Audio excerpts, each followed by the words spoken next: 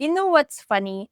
When you try and search how to deal with stress or how to cope with stress as a student in general, you'll see the aesthetically pleasing, eating out at a fine dining restaurant, yoga mats, relaxing, lighting a candle while you're taking a bath. But in reality, you doom scroll till it's 2 a.m., lying in bed all day, eating junk foods, wearing your socks, and even having the slightest energy to get up and eat something, right?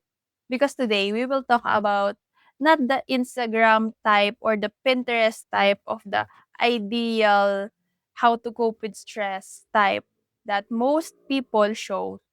Here we will talk about what is the reality behind the struggle of every med student trying to cope. So for the first part or the part 1, we will talk about the filtered one versus the real one. So let's see the difference between the aesthetic coping versus the actual coping. As we scroll through different social media sites, what they tend to show us that once you have this kind of stress, you tend to meditate, do yogas, writing in your journal, lighting a candle, eating the food that you want which make you happy. Like everything seems so easy, right?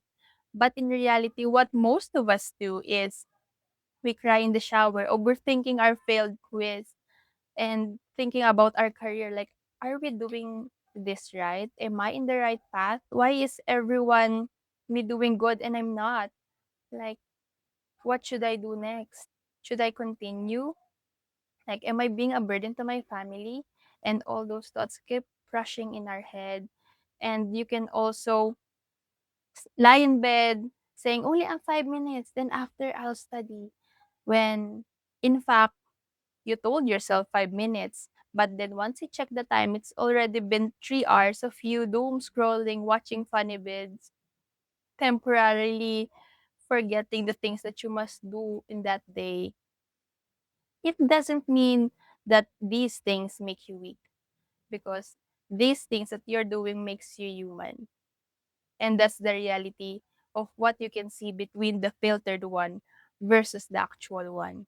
Because not all things in social media is what it seems. Because all of us cope in our own different ways depending on our level of stress that day.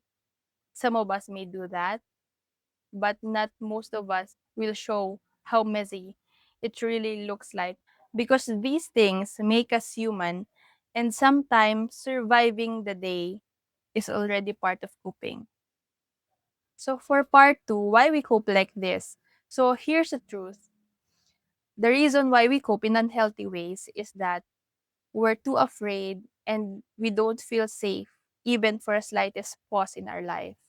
When deadlines pile up, when there's an exam coming up, when you feel pressured by your peers, your friends, even your family, that if you lower your efforts or even you take a break, you might fail or you even fall behind. So you keep pressuring yourself to do more. So you resort to caffeine, tears, denial, thinking that everything will be all right.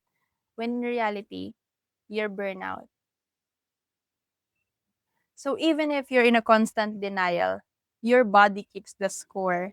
Remember, even when you sleep for 8 hours, you even get tired after waking up. You get irritated for no reason. You get angry even for the smallest things or even the smallest mistake. And then you get triggered very easily by nonsense stuffs because here's the reason why. Your body is telling you to slow down.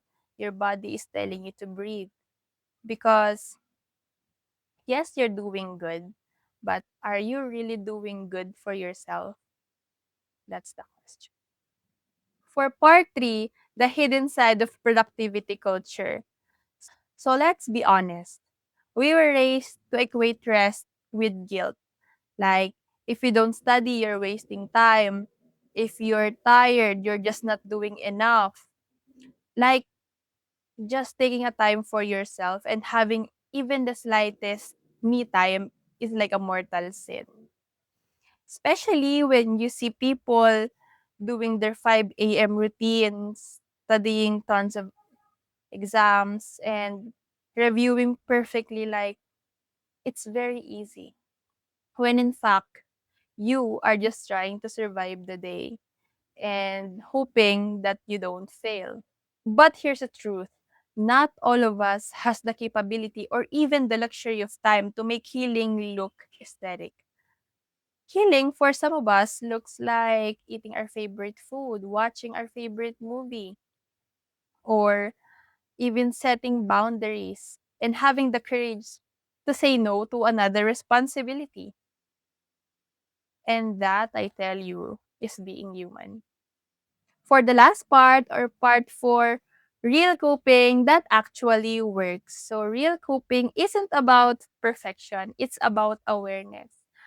Awareness that you're tired, that you're just a human, you're just burnt out, and you're doing your best to survive even on your hardest days. And you don't have to gaslight yourself saying that you're okay, even though internally you're not. And it's okay to ask for help sometimes because being too hyper independent can't help you survive in med school.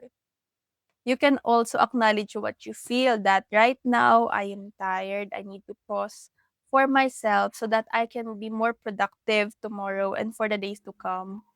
And you shouldn't compare yourself to others or even gaslight yourself na it's okay that I'm tired because others have it worse. No. Because maybe the most mature thing you can do is not to hustle harder, but to realize when to pause. So thank you for watching until the end of this video. So if this video resonates with you or in some way you can relate to it, just remember you're not broken. You're just a human being and a student trying to survive in a system that rarely lets you breathe. So if you want to keep watching videos like these, don't forget to like, share, and subscribe so I can keep creating videos about the realities behind med school. Not the fancy one, but the real ones. So thank you and see you again. Bye.